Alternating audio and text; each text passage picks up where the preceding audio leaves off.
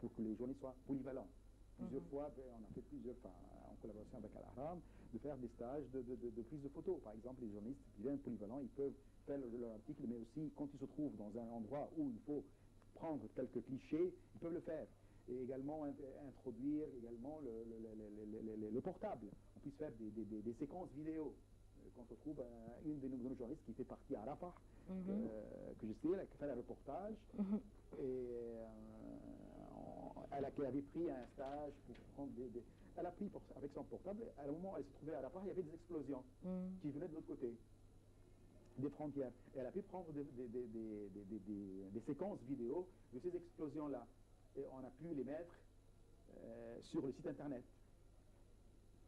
Puisque maintenant, on ne peut pas le mettre bien sûr une séquence vidéo dans le journal en papier, mais on peut le mettre dans le site internet. Très bien. Donc c'est un plus avec un lien, il y a le reportage avec ses photos et avec un lien qui fait 2 minutes par exemple sur voilà, tel ou tel événement qui ont eu lieu alors que la personne ou la journaliste faisait son reportage.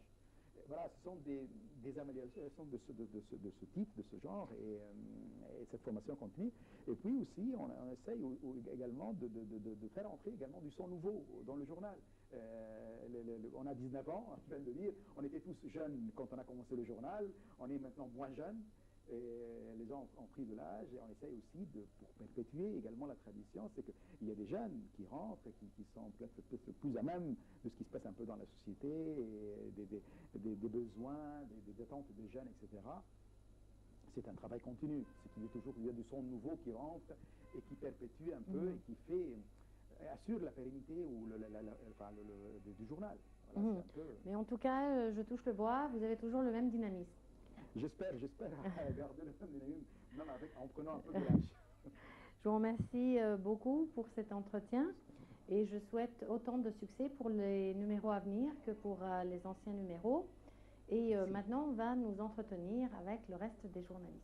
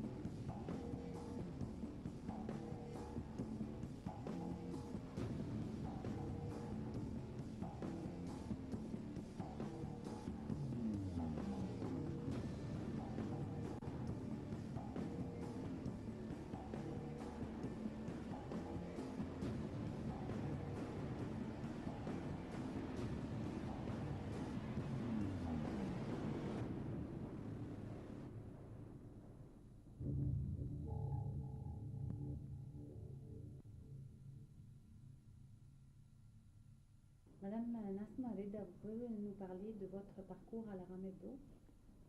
J'ai travaillé à l'Ahram Hebdo vers 1995, dès le début par exemple. J'ai travaillé dans toutes les rubriques. J'ai commencé en sport par exemple pour quelques années, puis j'ai préféré de changer un petit peu. J'étais allée au secrétariat de rédaction, j'ai passé presque 10 à 14 ans.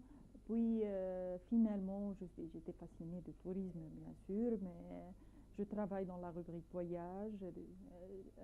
J'aime beaucoup l'archéologie. Mon travail, c'est sur l'archéologie, les découvertes, les récentes découvertes, tout ça. J'adore voyager, bien sûr. J'adore l'Égypte, l'histoire de l'Égypte, et c'est tout. La Rame Hebdo, en tant que journal français parlant d'égyptologie ou d'archéologie, je pense que c'est un moyen quand même très important pour la promotion du tourisme en Égypte, n'est-ce pas? Bien sûr, bien sûr.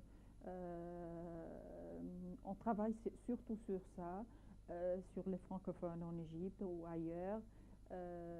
On montre beaucoup sur ce qui se passe en Égypte, surtout au tourisme et en archéologie. Il y a plusieurs qui adorent l'archéologie égyptienne, surtout le français bien sûr, et ils sont intéressés de savoir tout ce qui se passe en Égypte à propos de ce... Et toujours il y a de nouveau. Et vous avez aussi beaucoup de missions étrangères et beaucoup de Français qui travaillent dans l'archéologie en Égypte. Bien sûr, dans les 4 coins du pays. Est-ce que cela, vous avez eu l'occasion de vous entretenir avec eux, par exemple, pour savoir ce qu'ils faisaient exactement? Bien sûr, bien sûr. On a fait beaucoup d'articles sur leur mission, est-ce qu'il y a des difficultés ici, est-ce que leur travail marche normalement. Et même après la Révolution, leur travail ça va, ça marche, ils ont des facilités.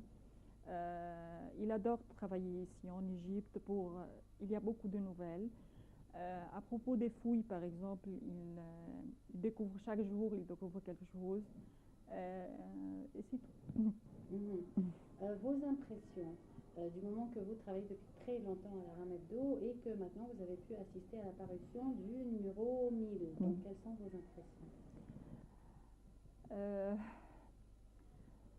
Je ne sais pas, je crois que je pense que c'est mon enfant. La Rame Hebdo, on a grandi ensemble, on a évolué ensemble au moyen de journalisme. Je suis très heureuse. Je pense que c'est une bonne occasion d'assister comme journaliste aussi à la Rame Hebdo, d'écrire au numéro 1000. Je ne sais pas, je ne peux pas vous dire comment je suis très, très, très heureuse. Je suis très touchée aussi. Bien sûr, bien en tout sûr. cas, on vous remercie beaucoup et tout le succès pour les numéros à venir. Mille merci à vous. Mille merci.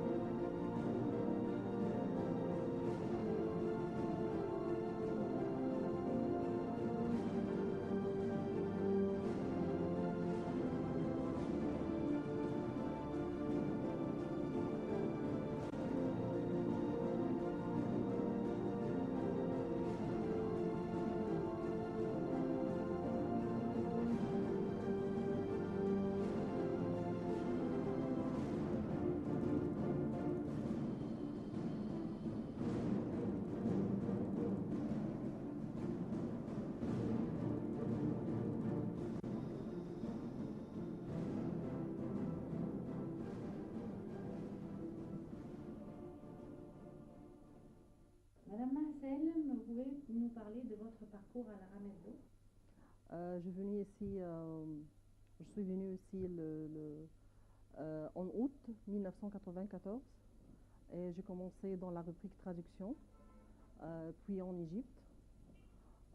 Puis Fouad Mansour a commencé un nouveau rubrique avec des nouvelles personnes. Alors, c'est l'économie. Et j'ai commencé avec lui. Il m'a beaucoup appris beaucoup de choses. Et il y avait aussi Bruno Onfar, qui était à ce temps-là le chef de desk. Il m'a tout appris. Il est mon maître, c'est vrai. Et puis après, par le temps, j'ai travaillé, j'ai tout fait. Tous les articles que j'aimerais faire, je les fait. Alors j'ai décidé de changer de rubrique. Je suis partie en rubrique internationale, Afrique, monde arabe, monde.